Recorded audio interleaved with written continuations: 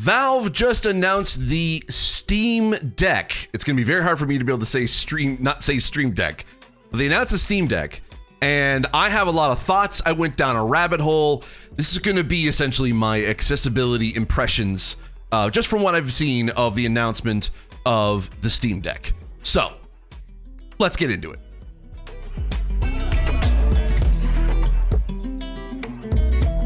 Hi, I'm Steve Saylor, I'm blind, and if you're wondering how I'm able to play video games if I'm blind, if you take a look at the video here and the video's not there, click the link in the description down below to see exactly what I see when I'm playing video games. So, yes, Valve just announced the Steam Deck. It's their portable mobile gaming system, basically the PC version of the Switch. And here it is here. It's the Steam Deck, the most gaming power you have ever held. Introducing Steam Deck, starting at Canadian $4.99. It's cheaper than that in the US, but it just automatically defaulted Canadian price because I'm in Canada, if you didn't know. It starts shipping in December 2021. And as you can see here, it kind of looks like a Switch, but with Steam on it. Now, I was able to watch a few videos from IGN and kind of their breakdowns of this particular device. So I'm not going to watch that video. I would encourage you to be able to check those out on IGN on their YouTube channel to kind of go really fully in depth. But I'm just going to kind of take a look and talk about some of the highlights that I've been able to at least gather of things I like, but then also the accessibility kind of breakdown of this. First and foremost, the fact that it has a large 7-inch LCD screen that basically renders in 720p. This is something that is definitely obviously different than the new Nintendo Switch OLED edition, which will be coming out in October, so 2 months prior to the Steam Deck. So it's not OLED, it is LCD, and I've talked about this before in a previous video in regards to cloud gaming, but I'll put a link up to it over the top. But I will at least reiterate it here. The problem that I see for accessibility with these portable systems, so with the Switch, cloud gaming, and then now also the Steam Deck, is the fact that there are a lot of games, and I'm talking a large amount of games, that have really small text and no way to be able to resize them. And that is going to be a big problem moving forward with this sort of new age of, I guess, the portable ability to be able to play games on the go, whether it's on your phone or your tablet or on the Switch or on this new Steam Deck. And now that we're kind of moving into this new portable generation, you're going to see games that are going to be very hard to be able to read any text. And this is something that developers are going to have to fix quick in order for not only disabled players, like blind and low vision players like myself, but then also just for players in general, because there are a lot of RTSs that essentially have very small text that will be almost unplayable on the Steam Deck.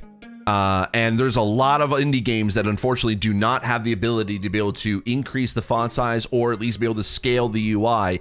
So there's two things that are going to happen. Essentially, there are going to be a lot of games that people are going to be seeing that there's going to be issues. But then hopefully, the thing that I really hope will happen is that developers will see that and then start adding in either in updates or as part of their development process for the game, the ability to be able to increase the UI, scale the UI, or at least increase the font size. And that's going to be a benefit for myself, because when that happens, and as far as I can tell, the games that are going to be on Steam, or at least the Steam Deck, and on cloud gaming are going to be the same games no matter what, whether you play them on your console, on your PC, or on portable. So that means for me, when I'm playing games on my console or on my PC, I have a big, large 50-inch TV. This is going to help me a lot. And the fact that I can be able to now finally, hopefully, I cross my fingers, knock on wood, I pray to the God, I pray to the fates, this destiny, whatever y'all believe in, that this will be something that people will, developers will now try to be able to add into their games. So let's move further into just kind of basically what this, essentially, the Steam Deck is. As you can see here, just kind of in this video that's showing on screen, it's showing Star Wars Jedi Fallen Order playing on this Steam Deck. They're basically saying, the Valve is saying that this is a PC. This is not a This is not just a separate sort of device that can play games. It is a full-blown PC. And essentially from, well, at least from what I was able to watch in the IGN video, is that they are saying that essentially it kind of will render the same kind of graphic quality as an Xbox One or a PS4. And it actually can render PC games at pretty much medium to high quality. So you're not getting like the high-end RTX kind of superb, like elite kind of quality graphics on this thing, but it will be able to play it at a medium and high level at a pretty decent quality and frame rate. And that's something that is really interesting. And I'll get into the actual, like, this is a full-blown PC in a minute, because this is where I went down the rabbit hole in a sec. But I do want to talk about sort of the look and the way that this sort of Steam Deck is being held.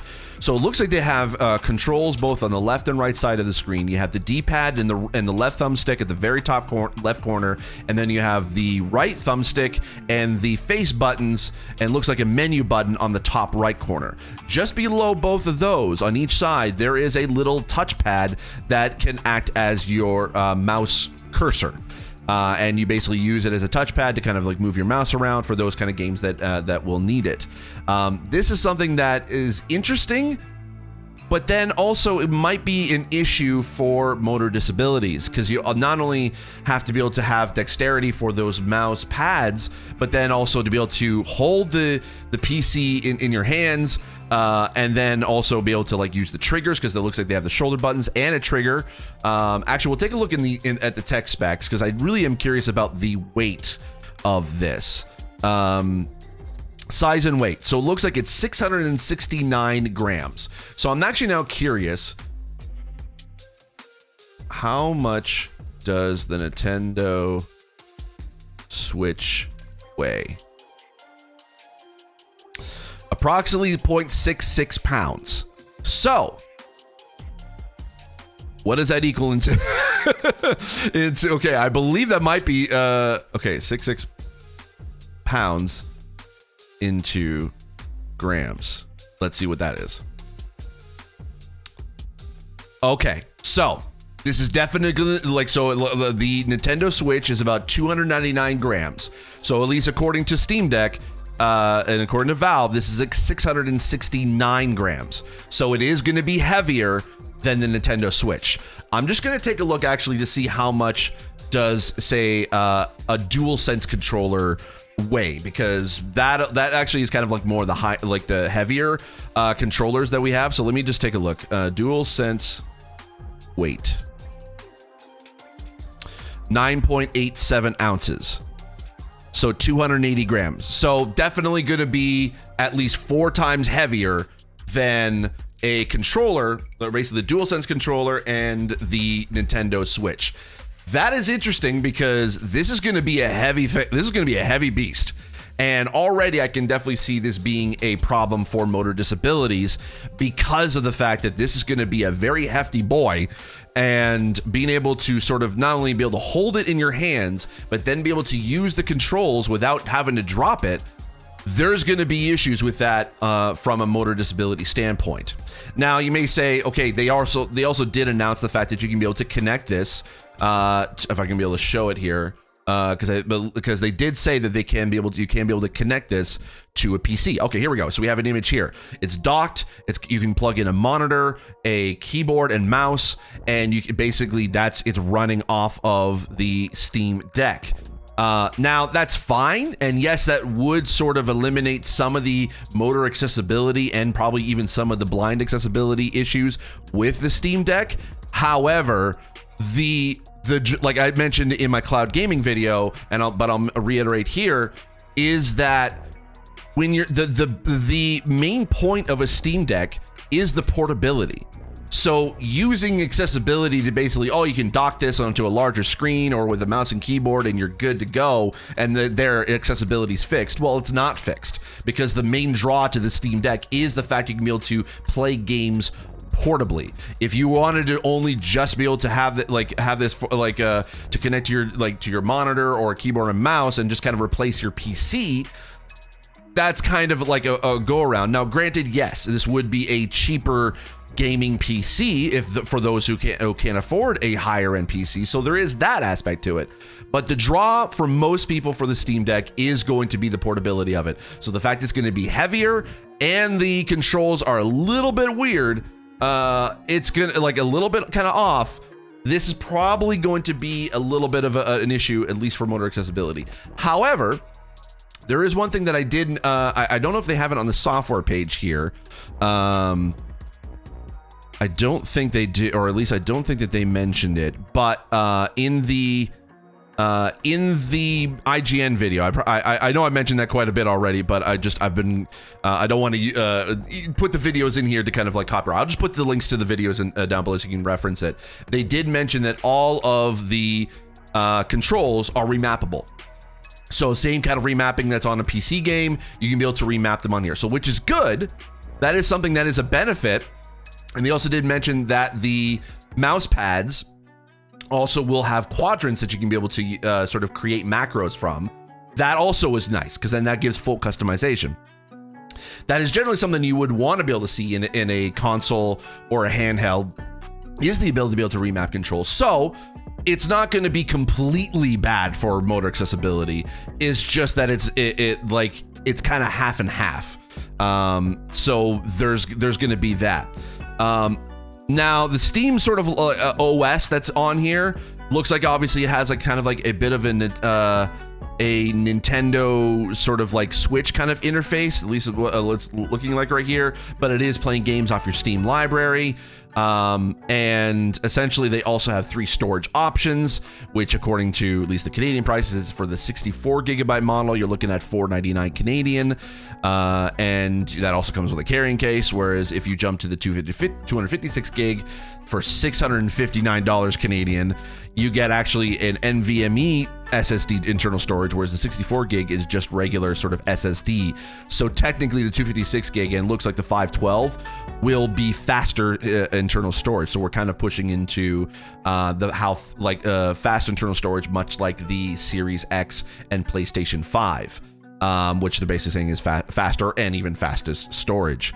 You get a carrying case with the 256 gig model and exclusive Steam community profile bundle, which is great. We don't know anything really specifically about that yet, at least from what I was able to find, but that's interesting. And then the 512 gigabyte model has the same thing, 512 NVMe SSD internal storage, fastest storage, premium anti-glare etched glass, exclusive carrying case, exclusive Steam community profile bundle, and exclusive virtual keyboard theme.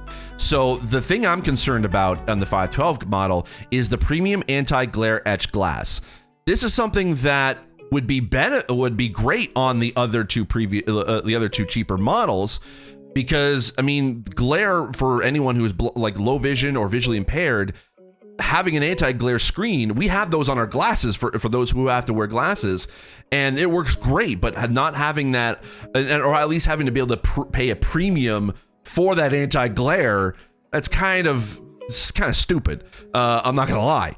Now, hopefully, obviously, some third-party accessory makers or maybe even Valve might release a sort of an anti-glare screen that they can be able to buy separately to be able to install. That'd be nice, and I would probably willing to bet that other probably third-party manufacturers might want to be able to do that. We'll see. There hasn't been any official sort of third-party companies that are working with Steam or Valve on this, so we'll just have to wait and see closer to the launch in December 2029. Or sorry, 2021. Wow, that's 9 years from now. So that's kind of it. Now, where I went into the rabbit hole is in regards to the tech specs. So one of the things that they mentioned is that the fact that, again, this is a full-blown, essentially PC, where you have an AMD APU. Looks like it's 2.4 to 3.5 gigahertz, up to 448 gigaflops, FPA32, which is probably for the higher end. It looks like it's basically kind of the same processor, I think, across the board. I think that just the difference is the storage in the 3 different models. The GPU has 8 RDNA 2 cores, it looks like. And then 4 to 14 watts of power. And then, so it looks like And like I said, it has a 16 by 9 or 16 by 9. Looks like a little bit larger than a 720 pixel screen. It's an LCD, 7-inch, 400 nits typical. When you're looking at actually generally an iPhone, that's roughly around, I think, 600 nits and up as far as brightness. So it's going to be a little bit darker or dimmer, but it's not too bad. Refresh rate at 60 hertz, so you're probably going to be pushing it close to like 60 frames per second on games. That's definitely available.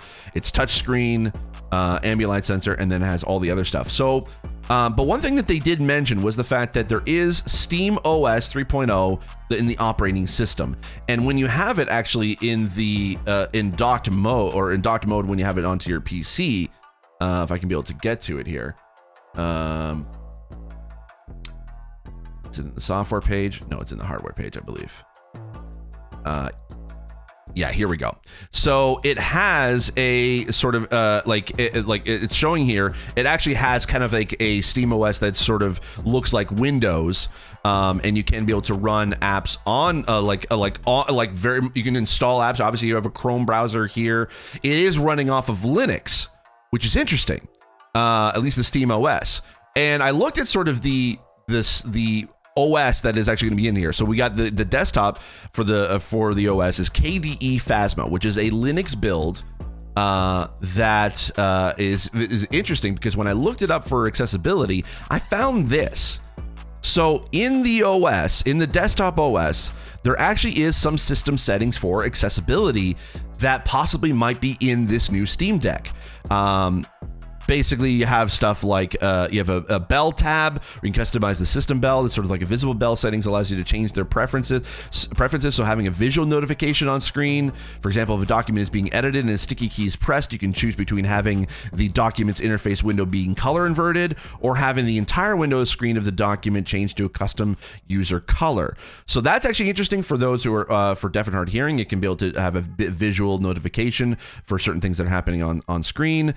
There is modifier keys, which basically you can be able to you can, if you want to be able to hit shift to capitalize the letter, you don't have to hold them both at the same time. You can be able to hit the shift key once and then the letter, and then that'll be the modifier key, which is interesting good for motor disabilities. And then they have activation gestures. They have screen reader, which is really, really great for those who are blind and low vision. So that is something you can be able to enable with just within the system settings. And then there are apps that you can be able to, I don't know if they're installed into it or you have to get them, or you have to basically, they have to install them separately. They have one called KMag, which is basically a magnifier for the OS, which kind of looks like it kind of creates its own window instead of like how Windows and Mac does it, where it zooms in with the OS, it's with the screen itself, and not sort of like have its own separate window. I don't know. I haven't really played around with it because I don't play with Linux, so I don't know if there is that capability. But it's interesting, at least, that is an app that exists for as a magnifier within this KDE Phasma OS. There's also K-Mouse tool, an automatic mouse clicker for people with repetitive strain injury or similar. That's good. There's K-Mouth, a type and say GUI for speech synthesizer. Jovi, the KDE text-to-speech system, and Simon, which is a speech recognition system to replace mouse and keyboard. All of these are great for accessibility. No idea if it's going to be on Steam Deck. It's just something that's going to be part of the desktop OS that they currently are using. This does not mean that essentially when you're playing in a portable mode that these apps will work with Steam OS. Just saying that. But it's nice to know that there is that potential, that there is that possibility of being able to have these installed. Now, another thing actually that you can be able to do with the desktop version of the Steam Deck is you can technically wipe the entire when it's docked. You can actually wipe the entire Steam OS off of the Steam Deck and install Windows on it. So, with that being said, Windows has a lot of built-in accessibility. So technically, in a way, that is a workaround. Not the best, because you want, like, when accessibility is native to the system, it's better. But with this being the fact that you can install Windows on this instead, it's a neat little thing. Now, let's talk about games. So there's obviously a lot of PC games that are on Steam. and a lot of high-end games that are going to become available on PC through Steam, which is great. There's going to be a bit of an overlay that Steam is kind of used in sort of their desktop, their interface that they have for for TVs essentially. But what is also interesting as well is that they did mention that games that are on here will be compatible with certain mods. Now, we don't know any more information about what kind of mods will work with this, but it does they do allow you to be able to have essentially you can install mods for the PC game, for any PC game that is compatible with Steam. So the fact that it's going to be using basically Steam, just a different version of the OS for this Steam Deck, looks like it's basically going to be the same Steam app that is on PC, which to me, there's a lot of potential in that. The fact that you can be able to install mods, there's been time and time again where a lot of accessibility mods have been great for games. Case in point, I looked at Cuphead's mods for accessibility, for adding an assist mode into Cuphead on my PC, on my Steam version, and that worked perfectly fine. So there is that possibility that these mods will work, and that it could be great. Who knows? Maybe there could be a whole different mod community that will also increase the font size or have scalable UI that will fix the problem with this sort of portable system on Steam Deck.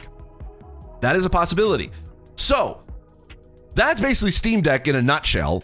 There's a lot more information. You can take a look at Steam Deck, or look through on the Valve site, or go to IGN or GameSpot or anyone else who's covering it to know more details if there's anything that I didn't cover. However, sort of my summarization of the Steam Deck as far as a device, and then I'll talk about accessibility. As a device, it's interesting.